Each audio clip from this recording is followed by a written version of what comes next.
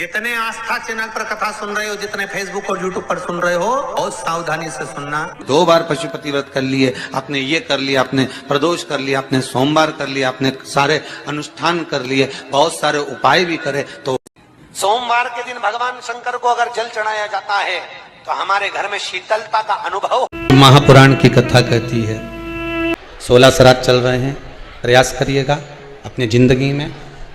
मान लो कोई काम आपका अटक रहा है और वो काम नहीं हो रहा, मान लो वो काम नहीं हो रहा, रिटर्न बढ़ा हुआ, वो काम नहीं हो रहा, बहुत दिनों से आप प्रयास कर रहे हो और काम अटका पड़ा हुआ है, तो प्रयास करना।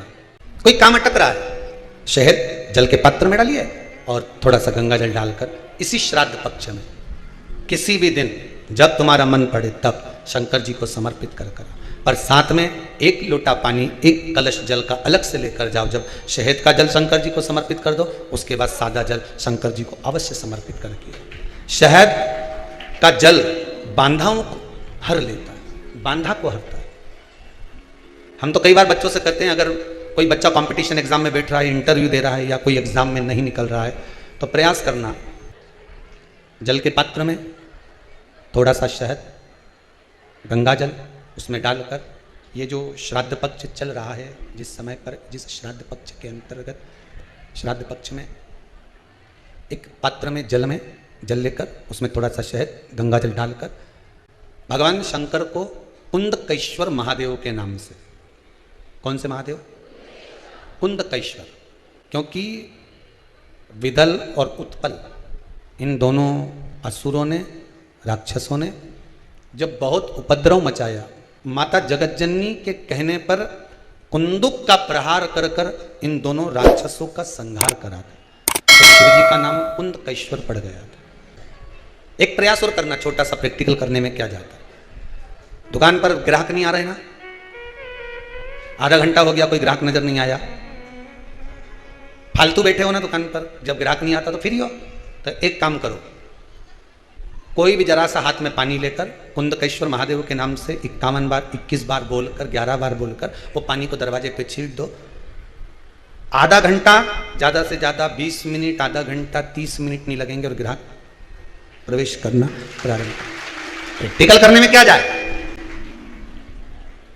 अब ई में कहीं घटा तुम्हारा कि पानी घट गया, कि बोलने से, कुंदकेश्वर महादेव का नाम लेने से जीवान घट गई, कुछ घटा? फायदा तो तुम्हारा ही हुआ, कुंदकेश्वर का नाम। हम तो कई बार बच्चों से कहते हैं, अगर कोई बच्चा कंपटीशन एग्जाम में बैठ रहा है, इंटरव्यू दे रहा है या कोई एग्जाम में नहीं निकल रहा है, तो प्रयास करना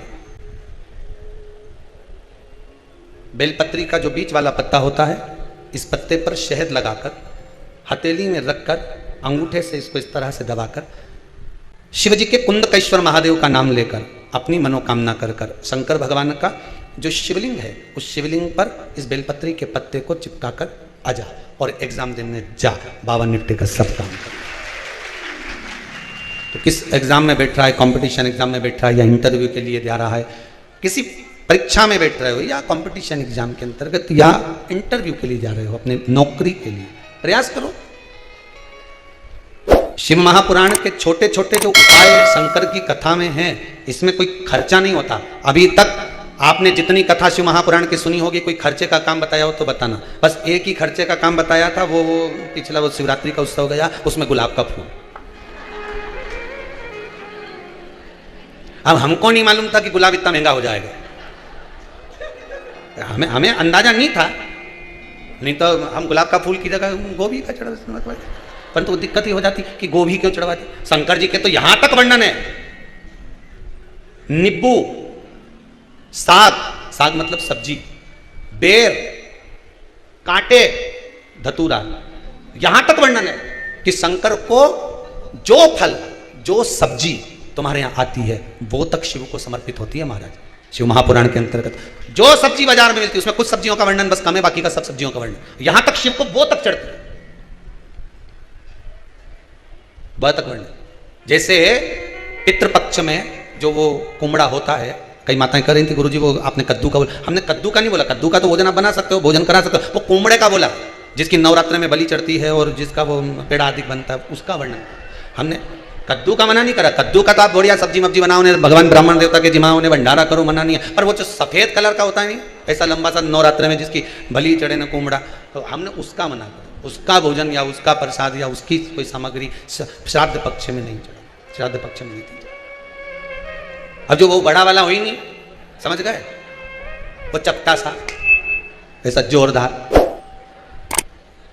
आज भी कुछ माताएं लेके आई थी सिर पे धर के, देखा तो वो पर वो कुम्हड़ा नहीं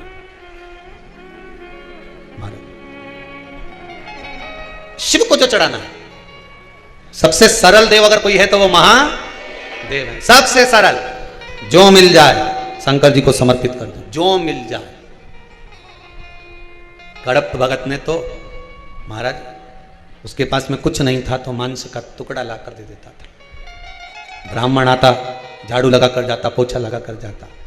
पुजारी जी ने शंकर भगवान को पिंजरे में बंद कर दिया, एक टांग टूट गई, शिव जी के शिवलिंग को लग गई।